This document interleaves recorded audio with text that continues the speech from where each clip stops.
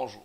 Dans cette vidéo, je vais vous montrer comment faire une vue éclatée d'un assemblage afin de mieux montrer les différentes pièces qui le composent et de faire la mise en plan du dit assemblage dans SolidWorks. Donc, premièrement, je vous montre le résultat final, c'est-à-dire que là, ici, j'ai un assemblage tel que vous êtes familier avec, les contraintes, tout fonctionne, et ainsi de suite. J'ai terminé le travail, maintenant, je veux le montrer à l'état éclaté. Donc, ce que je peux faire, c'est ici, aller dans Configuration, et là, je peux faire clic droit pour montrer éclaté. Si je l'active, vous voyez finalement qu'il y a des dispositions secondaires ou optionnelles à l'assemblage qu'on peut activer afin de les montrer de cette façon-là. Donc c'est notre objectif dans cette vidéo, ça ne devrait pas être très très long, y arriver. Et puis une fois qu'on a terminé, par exemple ici si on veut travailler, on est toujours dans l'état éclaté, on retourne en configuration et on va donc ici annuler la vue éclatée. C'est notre objectif. On va aller ici prendre une pièce qui n'est pas encore éclatée et on va le faire dans le vidéo. Donc premièrement, pour faire une vue éclatée, ce qu'on doit faire, c'est ici clic droit dans l'onglet configuration et on va ici ajouter une nouvelle vue éclatée. Donc dès qu'on sélectionne ça, il y a une fonction qui s'active et c'est la fonction d'éclatement qui apparaît. Donc, je vais sélectionner une pièce à la fois, des fois 2, des fois 3, et vous remarquerez qu'à chaque fois que je fais quelque chose, j'ai sélectionné ici AMI 006, et si je le click and drag avec la flèche ici, il y a donc une étape d'éclatement qui apparaît.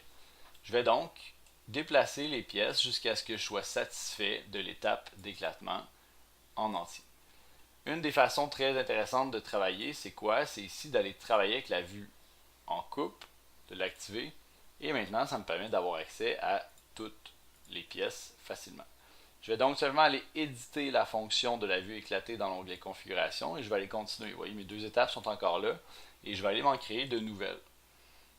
Donc, celle-ci, je vais la sortir de cette façon-là. Cette pièce-là, je pourrais la descendre parce qu'elle va s'assembler de cette façon.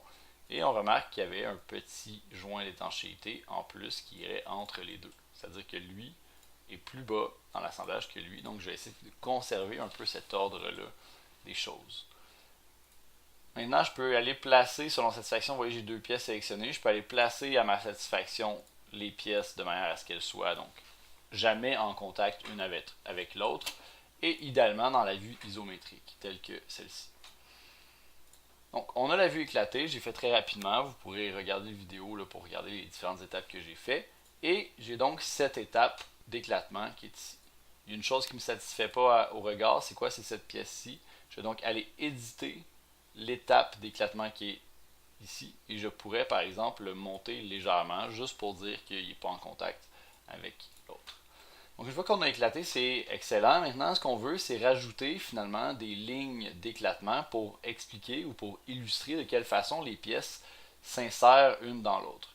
On va aller sélectionner ça, et puis on aura un cylindre qu'on sélectionnera, et puis un deuxième. Remarquez une chose par contre, la petite flèche ici, il y a une petite flèche grise qui apparaît.